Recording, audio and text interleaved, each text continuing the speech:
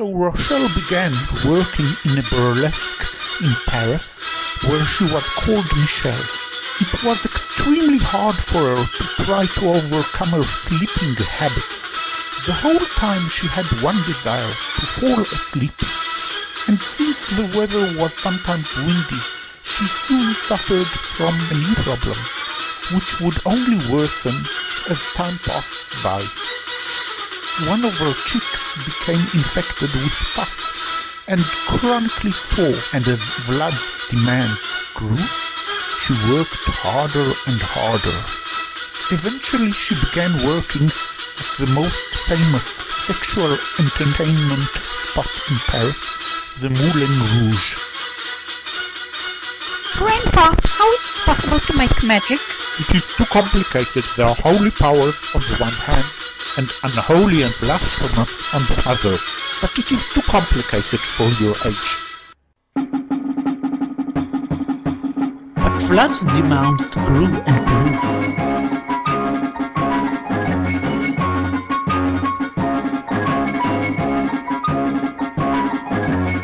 Now I'm going to imitate characters who don't exist today but may exist in the future. I'm Yossi Sarid, and I would like to tell you, ladies and gentlemen, you are funny. You know, it is so healthy to laugh. I'm Shimon Paris, and I want to tell you that learning history and learning from history is nonsense. There is nothing to learn from history. I'm a man of vision, and I look only towards the future. And I'm Margaret Thatcher. And I'm Tonika Blerinsky.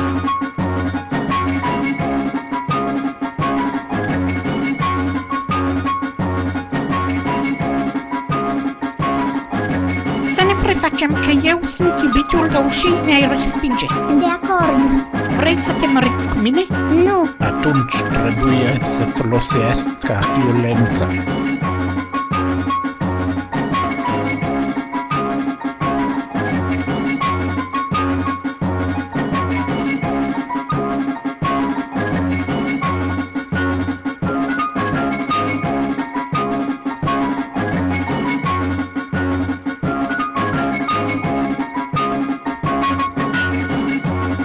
Aproape ne-a ucis.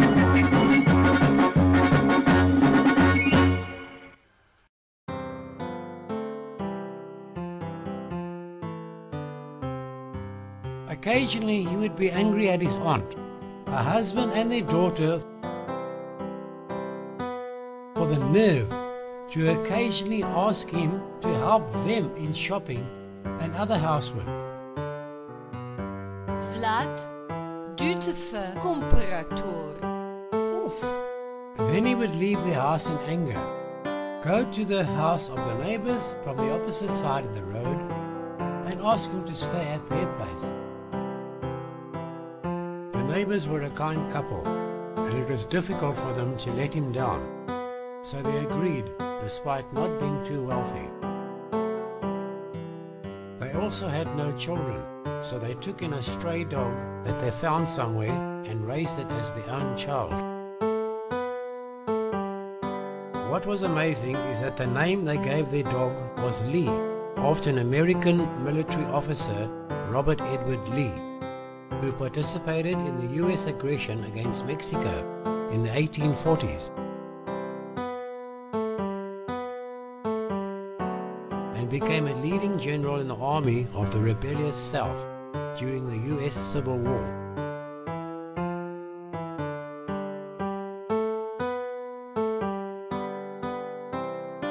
The relationship between Vlad and Lee was complicated, as he used to play with her, but also to tease and be cruel to her.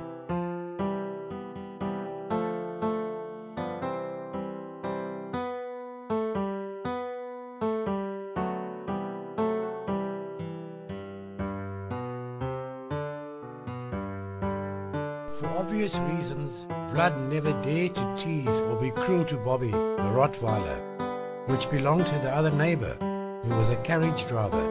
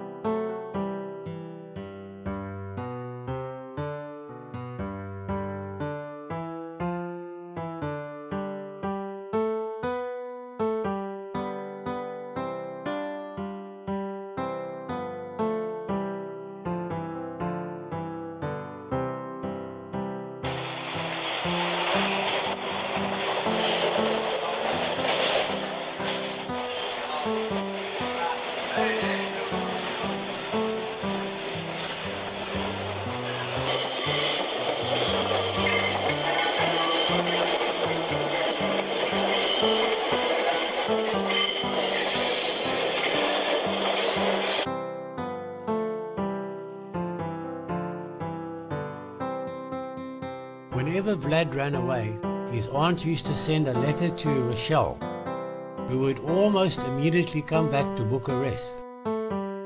Mama!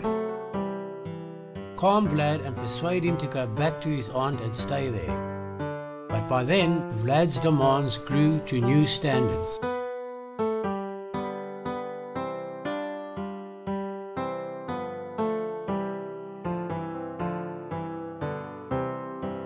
Since he was a descendant and reincarnation not only of Dracula, but of Ismail the Bloodthirsty too, it was most logical for him to want to become a sultan, and whatever he desired, he wouldn't let go.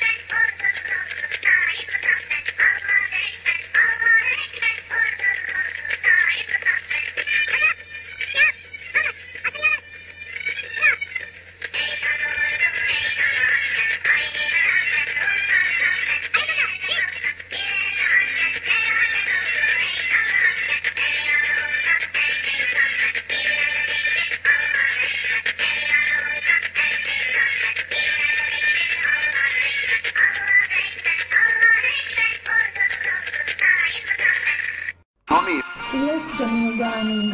I've met a woman who would like to stay at our place. Is there a place? Well, is she at least pretty? Would you be interested in her by any chance? I think so. Then of course she is welcome to stay with us. Oh, Jamil, I forgot to tell you. Tomorrow my son arrives in Paris by train. Is it possible for you to come with me to meet him? Of course. Is he coming on a visit? No, he got angry with his aunt. With my sister. What happened? She asked him to help her in shopping or something. So what is the problem? Why can't he help in shopping? But he is only a little child. I don't understand. Little children can help in shopping too. But alright, of course, I will come with you on the railway station to meet him. And can he stay with me in your apartment? I don't know. I had to ask my mother, but she's unlikely to agree. Why wouldn't she agree? Doesn't she love you? Of course she does. Then why won't you ask her, for your sake, to let him stay at your apartment? It's not so simple. She did let you stay. Then ask her if she can let my son stay too. Tell her it is not for my sake or his sake, but for your sake. She loves you, and I'm sure she will let him stay. All right, I will ask my mother. So how long does he intend to stay here? Until I manage to persuade him to go back to his aunt. Mommy, Michelle asked me to ask you for a favor. What favor? Your son is coming to Paris. Alright, when is he coming? Tomorrow. And where is he going to stay? Well, Rochelle would appreciate it very much. If he could stay at our apartment? Alright. For how long? Well, she is not sure. How can't she be sure? Don't people know how long they plan to stay in one place? Well, he got angry at his aunt because she asked him to help her shopping. I don't understand why he got angry, but... I am sorry, but this is out of the question. If I allow this, she will bring other people. No, this is apartment, not a hotel. But she asks if... No, this is out of the question. My mother said she can't let you let your son stay in Rebirth-to? Oh, why not? It's hard for her. Then ask her again. There is no use for asking again. She disagrees. Did you tell her it is for your sake? Did you tell her that if she loves you, then she should let my son stay? I think so. I told her it was very important. So ask her again. I'm sure that this time she will agree. There is no use. She can't do that. It's too much. If you love me, then ask her to let him stay. Please, I can't. I already asked and Then I will get cross. please try to understand. Then I will cry. I will ask my mother again, but it is not easy. Mommy, please. Rochelle keeps asking me. It's really important to her. She's here in Paris, far from home, just to support him. Alright, just for your sake. What can I do? You are so stubborn. Thank you. I didn't mean to make it hard on you, but she really asks. Alright, I've heard this already. You see, I told you how to ask your mother for this.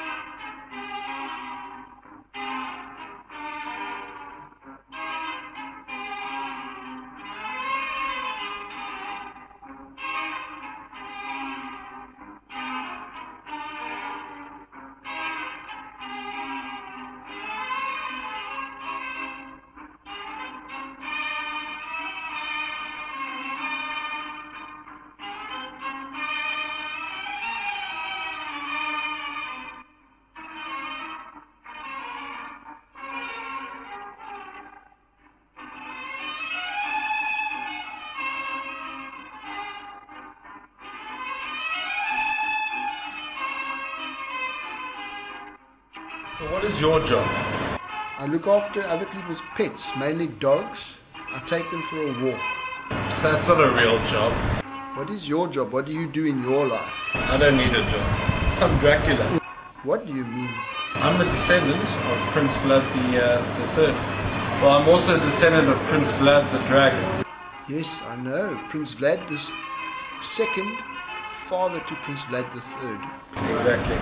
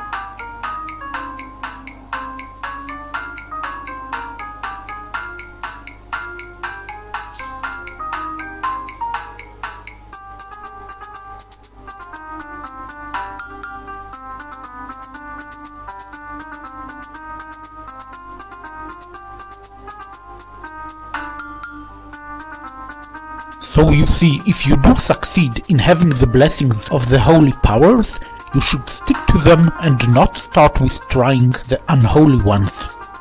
I'm going to use both the holy and unholy powers. Now you are under my power. Yes, we are!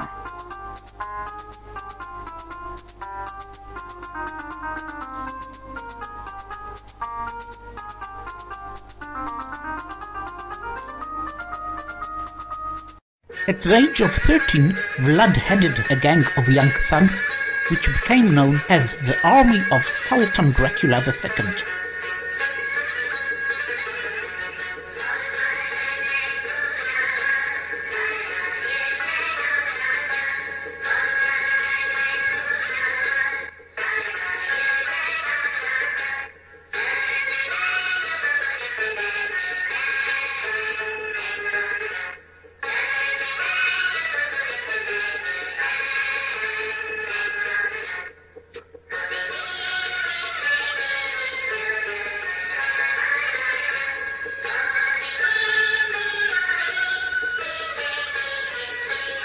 This gang started stealing money, mugging, bugging, and terrorizing people by all means. This is common for gangs though, so the authorities didn't take care of this at the right time.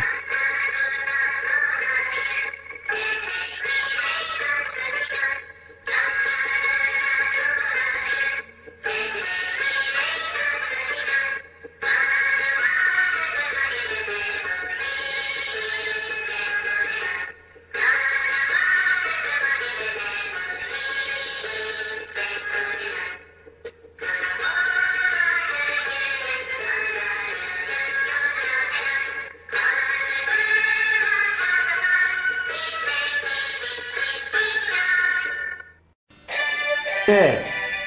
Give me the code to the safe for the money. GWB LIPS GWB.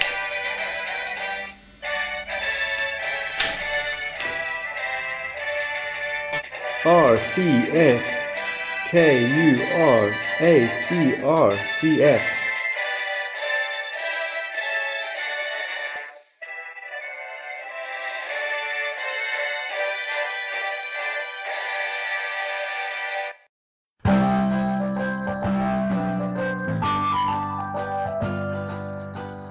I would like to take you to an outstanding mall I don't think you have ever seen before. Thank you. I love shopping. I'm crazy. I buy even if I don't have money. But please, don't disappear from my eyesight. Mrs. Manners, kindly excuse me. I need to go to the bathroom. I'll be back in a minute. Fine, I will wait for you. It's going on. How long is she going to let me wait for her? How long does it take for her to do whatever she has to do in the bathroom? I am going to look for her. I have never ever thought I would ever have to raise my voice in public bathroom. Rochelle, Rochelle, where are you? Rochelle, where are you? Rochelle, why do you do this to me? I went with Rochelle to the mall, and then all of a sudden she had to go to the bathroom. So I waited and I waited and I waited, and the lady didn't come back. So I looked for her. I looked for the bathroom, but she wasn't there either. Nor was she anywhere I could think of. Maybe the courtyard. No, she wasn't in any of the courtyards either. And who are you? I'm Boris Nemskov from Russia. And you live in Bucharest now? I live in Bucharest. And do you have a relationship with Vlad? I'm a carriage driver for Vlad and Rochelle. And what about their neighbor who's also a carriage driver? The neighbor takes too much money. I have it for almost free. And did you come here to Paris on a holiday or? Vlad. And I tried to rob a bank and I got the code wrong. And so did you intend to go back to Bucharest, or are you planning to stay here permanently? Oh, if I get bail money and the authorities find me, then I need bail and I need help to for my defense. And I guess Rochelle expects me to pay the bill. I mean, to pay for the bail. Yes, that is it. Is it true? I would expect so, yes. And suppose I were in the same situation, would you help me then? Yeah, with a friend like me, what's better, money or friends? Mrs. Sylvanus, I'm sorry I didn't come back to you in the mall, but I got held up. I had a pain in my cheek and I had to get to the clinic to deal with that. And then my son tried to rob a bank. Oh no, what kind of a son do you have? But he's only a child and he will get over it. But he and a friend of his is here in Paris. Will they still be very welcome in your house? Wait a moment, let me think. When you tried to rob the bank, did you hurt or harm anybody? No. Oh, thank God. And were there just two of you, or were there a few of you who tried to rob the bank? There were a few of us. Oh. I got a question for you. What is your full name? My full name is Jamil Mordechai Sinanis. I thought today was Jamil Shea.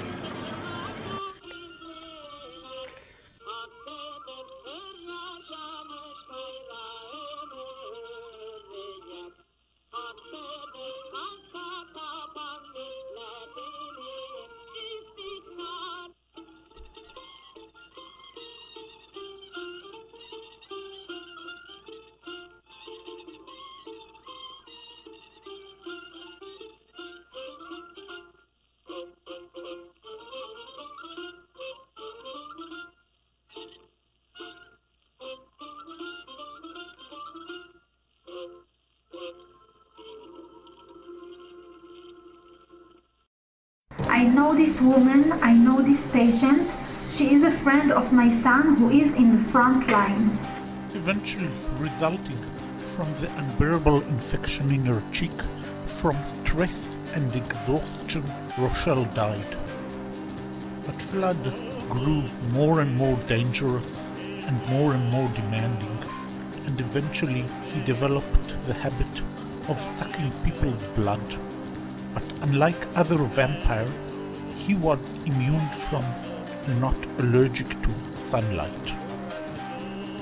One morning, residents of different parts of Bucharest woke up to realize that their suburbs came under the control of that Sultan Dracula II, and soon they heard the news that from that time onwards they would have to give 10% of the money they had in cash or in the bank, as well as all their pets, as taxes to their new ruler, who would not let them have new pets. That happened in parts of Bucharest where a great percentage of teenage boys, or even most of them, joined Vlad's gang. Being extremely chauvinistic though, he wouldn't let girls join it, except for tasks which were humiliating.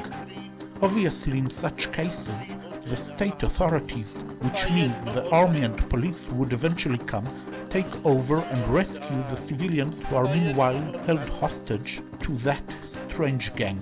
The problem is that meanwhile, while the civilians are actually held hostage by the outlaws, every minute or even every second is crucial and is a matter of life and death.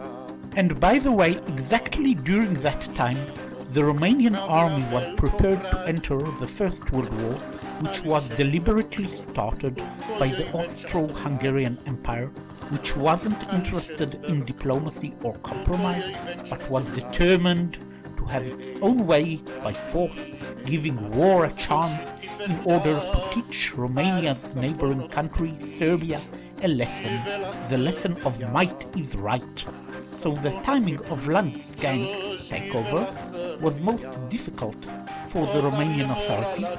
The last thing which they needed was a rebellion headed by some reincarnation of Dracula or of Ismail the Bloodthirsty.